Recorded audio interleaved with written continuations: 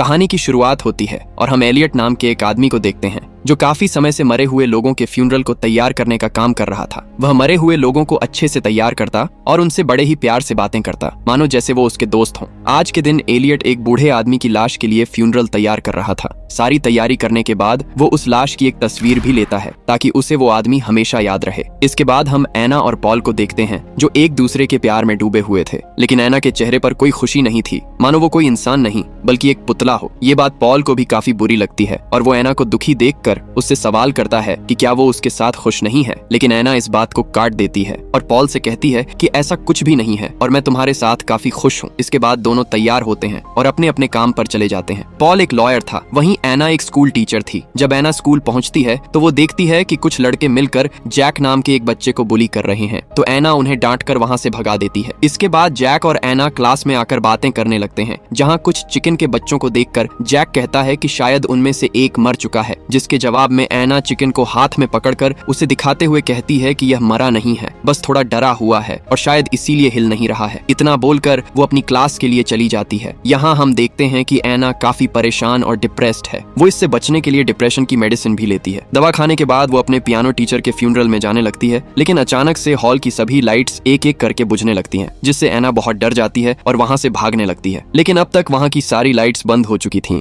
जिससे एना बहुत ज्यादा डर जाती है। लेकिन तभी जैक आकर वहां की सारी लाइट्स ऑन कर देता है और यह देखकर एना को काफी अच्छा लगता है। वो दोनों बातें करते हुए स्कूल से बाहर आ जाते हैं, लेकिन अब एना काफी स्ट्रेस में आ गई थी, तो वो अपनी दवाइयां खाने की कोशिश करती है, लेकिन अब तक उसकी दवाइयां भी खत्म हो चुकी थीं, जिससे वो सीधा मेडिकल शॉप पर जाती है और दवाइयां खाकर अपने पियानो टीचर के फ्यूनरल में पहुंच जाती है, जहां हमें पता चलता है कि एना का पियानो टीचर वही बूढ़ा आदमी था जिसे स्टार्टिंग में एलियट तैयार कर रहा था। वहीं हम एलियट को भी देखते हैं जो उस बूढ़े आदमी की वाइफ से बात कर रहा था। एना भी उनसे बात करती है और अपने टीचर को देखने चली जाती है। इसी दौरान उसकी नजर अपने टीचर के चेहरे पर पड़ती है, जहां उसे उनके होंठ हिलते हुए नजर आते हैं। ये देखकर वह काफी हैरान हो जाती है और उसे काफी डर लगने लगता है, जिससे वो भागती हुई अपनी कार के पास आती है और अपनी डिप्रेशन की दवाइयां ढूंढने लगती है, लेकिन उसे दवाइयां नहीं मिलती। वहीं ये सारी चीजें एलियट भी नोटिस कर रहा था और एना को जाते हुए उसे अजीब तरह से घूर रहा था। रात में एना पॉल के साथ डिनर पर जाती है। दरअसल पॉल को अपने काम के सिलसिले में अब शिकागो जाकर रहना होगा और वही बात वो एना को बताना चाहता था। और तो और वो आज एना को शादी के लिए प्रपोज भी करने वाला था, लेकिन शिकागो की बात सुनते ही एना भड़क जाती है, क्योंकि उसे ऐसा लग रहा था कि पॉल अब उसे छोड़ देगा, जबकि वो बेचारा तो आज उसे शादी के लिए प्रपोज करने वाला था। अब इसी मिसअंडरस्टैंडिंग की वजह से उन दोनों में लड़ाई होने लगती है। पॉल उसे समझाने की काफी कोशिश करता है, मगर एना बहुत गुस्से में थी और वहां से रोते हुए घर की तरफ निकल जाती है। वहीं आज का मौसम भी काफी खराब था। एना कार ड्राइव करते हुए जा रही थी, तभी उसके पीछे हम एक व्हाइट वैन को देखते हैं जो लगातार हॉर्न बजा रही थी और उसे ओवरटेक करने की कोशिश कर रही थी। उससे परेशान होकर एना कार की वॉल्यूम को फुल करके कार को और तेज भगाने लगती है और इसी चक्कर में उसका एक्सीडेंट हो जाता है। इसके बाद हम एलियट के फ्यूनरल होम को देखते हैं, जहां एलियट सबसे पहले लैब कोट पहनता है और एना के कपड़ों को काटने लगता है। उसके सामने एना बेहोश पड़ी थी, लेकिन अचानक उसे होश आ जाता है, तो एना एलियट से पूछती है कि वो आखिर कहां पर है, जिस पर एलियट उसे बताता है कि कल तुम्हारी कार का एक्सीडेंट हो गया था और उसी एक्सीडेंट में तुम भी मारी गई थी। एना को एलियट की इस बात पर विश्वास नहीं होता, इसलिए एलियट उसे उसका डेथ सर्टिफिकेट दिखाता है जिसमें एना का नाम लिखा हुआ था। लेकिन इन सब के बाद भी एना को उसकी बात पर विश्वास नहीं होता और वो अपनी बॉडी को मूव करने की कोशिश करती है, लेकिन काफी कोशिश करने के बाद भी वो ऐसा नहीं कर पाती। यहाँ एलियट एना के घाव को साफ करता है और उसे आराम करने को बोलकर वहाँ से चला जाता है। वहीं अगली सुबह जब पॉल सोकर उठता है तो उसे पिछली रात हुए झगड़े को सोचकर काफी बुरा लगता है और वो एना से माफी मांगने के लिए उसके पास कॉल करता है, लेकिन कोई उसका कॉल नहीं उठाता। असल में एना का फोन एलियट के पास था और वो पॉल के कॉल को देखकर नजरअंदाज कर देता है और इस फोन को एक बैग में डालकर उसे एक अलमारी में रख देता है। वहीं उस अलमारी में हम वैसे ही कई और बैग्स देखते हैं। पॉल अब एना से मिलने उसके स्कूल तक पहुंच गया था, लेकिन वहां उसे पता चलता है कि एना तो आज स्कूल ही नहीं आई। अब वहां से निकलकर पॉल एना की मां के घर पहुंचता है, जहां उसे पता चलता है कि पिछली रात हुए एक्सीडेंट की वजह से एना की मौत हो चुकी है। ये बात सुनते ही पॉल दुख से टूट जाता है और वो बड़ी मुश्किल से ही खुद को संभाल पाता है। यहाँ एना की माँ उसे ही एना की मौत का जिम्मेदार बताती है, जिससे पॉल को बहुत दुख होता है, क्योंकि उसने उसने एक छोटी सी गलती की वजह से अपने प्यार को हमेशा के लिए खो दिया। वहीं फ्यूनरल हाउस में एना अपनी पल्स और सांसों को चेक करती है ताकि वह पता लगा सके कि वह जिंदा है या नहीं, लेकिन इंजेक्शन की वजह से उसे कुछ भी महसूस नहीं हो रहा था। इसी दौरान वहां पर पॉल भी आ जाता है और वो एलियट से कहता है कि मुझे एना की बॉडी को देखने दो, लेकिन एलियट उसे साफ इनकार कर देता है क्योंकि सिर्फ एना के परिवार के लोग ही उसकी लाश को देख सकते थे। वहीं पॉल अभी एना का बॉयफ्रेंड ही था, तो एलियट उसे बॉडी नहीं देखने देता। इस बात पर पॉल की एलियट से बहस होने लगती है। जैसे ही बेसमेंट में बंद एना को भी पॉल के आने का पता चल जाता है, इसलिए वह आवाज लगाकर पॉल को बुलाने की कोशिश करती है, मगर उसकी आवाज पॉल तक नहीं पहुंचती और पॉल वहां से सीधा पुलिस स्टेशन के लिए निकल जाता है। स्टेशन पहुंचकर पॉल अपने ऑफिसर दोस्त से एना के बारे में बताता है और उसे कहता है कि तुम कुछ भी करके मुझे एना से मिलवा दो, लेकिन ऑफिसर बोलता है कि मैं इसमें तुम्हारी कोई भी मदद नहीं कर सकता क्योंकि एलियट सारी चीजें नियम के हिसाब से ही कर रहा है, इसलिए एना को देखने के लिए तुम्हें उसके फ्यूनरल तक इंतजार करना होगा। लेकिन पॉल को विश्वास नहीं हो रहा था कि एना मर चुकी है, तो वो पुलिस बेसमेंट में उसकी कार देखने जाता है, जहां उसकी कार बुरी तरह से क्रैश हो गई थी। पॉल उस कार में बैठ जाता है और एना को याद करने लगता है कि तभी उसे एना का भूत नजर आता है, जिसे देखकर पॉल काफी डर जाता है। लेकिन तभी एक दूसरा ऑफिसर वहां आ जाता है और पॉल को वहां से जाने को बोलता है। इधर एना फ्यूनरल होम से एक नाइफ उठाती है और वहां से बाहर जाने की कोशिश करती है, लेकिन तभी उसे एक और लाश दिखती है। एना उसके पास जाती है और उसे देखकर काफी घबरा जाती है और तभी वहां एलियट भी आ जाता है। थोड़ी देर रुककर एना उस पर हमला करने आगे बढ़ती है, लेकिन एलियट उसे नहीं रोकता और एना से उसे मारने को बोलता है। एना रुक जाती है और एलियट से भीख मांगते हुए कहती है कि मुझे पॉल से सिर्फ एक आखिरी बार मिलने दो। इस बात पर एलियट बहुत गुस्से में आ जाता है और एना से कहता है कि अब तुम्हें सभी मोह छोड़ देना चाहिए और अगर तुम उन्हें भूल नहीं पाओगी तो तुम्हारी आत्मा हमेशा इसी दुनिया में भटकती रहेगी। वहीं एना सवाल करती है कि अगर मैं जिंदा नहीं हूँ तो तुम मुझसे बात कैसे कर पा रहे हो। एलियट बताता है कि मेरे पास एक ऐसी पावर है जिसके जरिए मैं मरे हुए लोगों को देखने के साथ उनसे बातें भी कर सकता हूँ और मैं आत्माओं को उनकी मुक्ति तक पहुँचाने में मदद करता हूँ। वो एना से पूछता है कि आखिर तुम फिर से जिंदा क्यों होना चाहती हो, क्योंकि जब तुम जिंदा थी तब तुम अपनी जिंदगी से बिल्कुल भी खुश नहीं थी। अब इस बात को सुनते ही एना एकदम टूट जाती है क्योंकि उसे अच्छे से पता था कि एलियट ने जो भी कहा है वो सब सच है। उसने कभी भी अपनी लाइफ की वैल्यू नहीं की। इस बात को सोचते हुए वो चुपचाप लेट जाती है और एलियट उसे अकेले छोड़कर अपना काम करने चला जाता है। कुछ देर बाद जब एना की आंख खुलती है तो वो अपने सामने एक बूढ़ी औरत को खड़ा देखती है, जिसकी लाश को उसने अभी कुछ देर पहले ही देखा था। वो औरत एना से कहती है कि तुम अब भी इसके लिए तैयार नहीं हो। इतने में पास का दरवाजा अपने आप ही खुल जाता है, जिसके अंदर जैसे ही एना जाती है तो वहाँ उसे एक बच्ची का भूत नजर आता है, जो खुद एना के बचपन का रूप था। वो बच्ची एना से कहती है कि अब तुम मर चुकी हो और अब तुम्हें अपनी जिंदगी कभी वापस नहीं मिलेगी। लेकिन अगले पल एना की आंखें खुल जाती हैं और हमें पता चलता है कि ये तो बस उसका सपना था। ये सोचकर एना और परेशान होने लगती है कि अगर वो मर चुकी है तो उसे सपने कैसे आ रहे हैं। इसी बात को सोचते हुए उसे काफी गुस्सा आ जाता है और वो आसपास रखी चीजों को तोड़ने लगती है। वहीं दूसरी तरफ एलियट एक फ्यूनरल को रेडी कर रहा था, जहां उसके पास जैक आता है और वो एलियट से एना के बारे में पूछता है और उसे एना से मिलवाने को बोलता है। लेकिन एलियट उसे कहता है तुम अभी बच्चे हो तो तुम्हें अपने टीचर के बारे में इतना नहीं सोचना चाहिए और अगर तुम्हें उनसे मिलना है तो तुम उनके फ्यूनरल के दिन आ जाना। इसके बाद एलियट वापस आता है तो देखता है कि एना ने पूरे कमरे को बर्बाद कर दिया है। वो एना से पूछता है कि आखिर तुमने ऐसा क्यों किया, तो एना जवाब देती है कि अब क्या फर्क पड़ता है, अब तो वो मर चुकी है। इस बात पर एलियट एकदम शांत हो जाता है। वहीं पॉल को अब एना के सपने आ रहे थे और वो यही सब सोच सोचकर पागल हो रहा था। एना अभी भी मानने को तैयार नहीं थी कि वो मर चुकी है, इसलिए एक दिन एलियट के बाहर जाने से पहले वो घर की चाबियां चुरा लेती है और एलियट के बाहर जाते ही बेसमेंट के दरवाजे को खोलकर बाहर आ जाती है। वो मेन दरवाजे को खोलकर बाहर निकलने ही वाली थी कि तभी उसे एलियट की कार नजर आती है। उसे लगा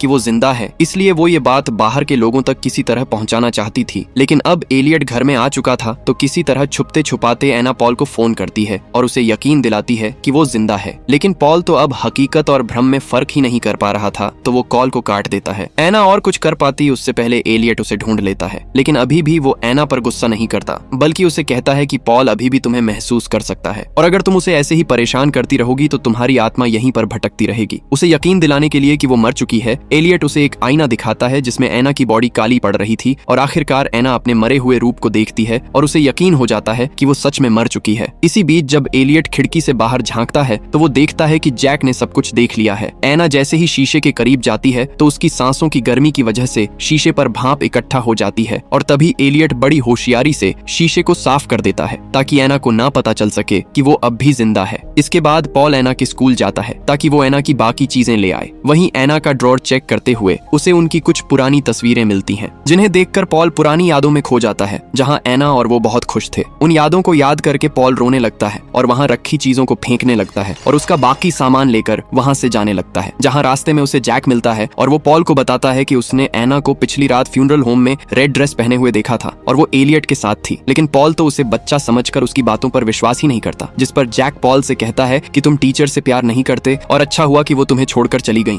जैक की यह बात सुनते ही पॉल उसे थप्पड़ लगा देता है और वहाँ से चला जाता है। वहीं फ्यूनरल होम में एक और लाश आ जाती है जो उसी ऑफिसर के भाई की थी, इसलिए वो उसे देखने आया हुआ था। इसी दौरान वो एना की बॉडी में कुछ मूवमेंट देखता है और जब एलियट वहाँ से बाहर जाता है तो ऑफिसर एना की पल्स चेक करता है, लेकिन उसमें कोई हरकत नहीं थी। एलियट के वापस आने के बाद वो एलियट से कहता है कि वो उसके भाई को और अच्छे से तैयार करे। इतना बोलकर वो वहाँ से चला जाता है। लेकिन हम देखते हैं कि अब एलियट उस लाश को बहुत बुरी तरह से मेकअप लगाता है और उसे एक बुरा इंसान बोलकर ढक देता है। दूसरी तरफ जब पॉल अपने घर की तरफ जा रहा था, रास्ते में एक शॉप पर उसे रेड ड्रेस नजर आती है और उसे देखते ही पॉल को याद आता है कि उस दिन एना ने बिल्कुल वैसी ड्रेस पहनी थी जिसके बारे में उसे जैक बताने की कोशिश कर रहा था। इस बात को समझते ही वो तुरंत फ्यूनरल होम जाता है और एलियट से बहस करते हुए कहता है कि एना अभी जिंदा है। इतना बोलकर वो जबरदस्ती पॉल के घर में घुस जाता है और एना को पुकारने लगता है। वो बेसमेंट के दरवाजे पर पहुंचकर एना को जोर जोर से पुकारने लगता है। यहाँ उसकी आवाज एना भी सुन रही थी, मगर अब उसने खुद को मरा हुआ मान लिया था। इस वजह से उसे यह लग रहा था कि उसकी आवाज पॉल को सुनाई नहीं देगी, इसलिए वह चुप रहती है और कुछ भी नहीं बोलती। इधर पॉल दोबारा पुलिस के पास जाता है और उनसे फ्यूनरल रूम की तलाशी लेने को बोलता है, लेकिन ऑफिसर उसे एना का सर्टिफिकेट दिखाते हुए बोलता है कि डॉक्टर ने खुद एना के मरे हुए होने की पुष्टि की है। लेकिन पॉल का यह कहना था कि आजकल ऐसी ड्रग्स आती हैं जिनकी मदद से पल्स और हार्ट को इतना स्लो किया जा सकता है जिससे किसी को भी यकीन दिलाया जा सकता है कि उसके सामने वाला इंसान मर चुका है। लेकिन यहाँ एक ऑफिसर खुद बताता है कि उसने खुद एना की पल्स चेक की थी और वो बिल्कुल भी चल नहीं रही थी। यहाँ सभी को लग रहा था कि पॉल एना की मौत से पागल हो गया है। दूसरी ओर हम जैक को उस फ्यूनरल होम के पास देखते हैं,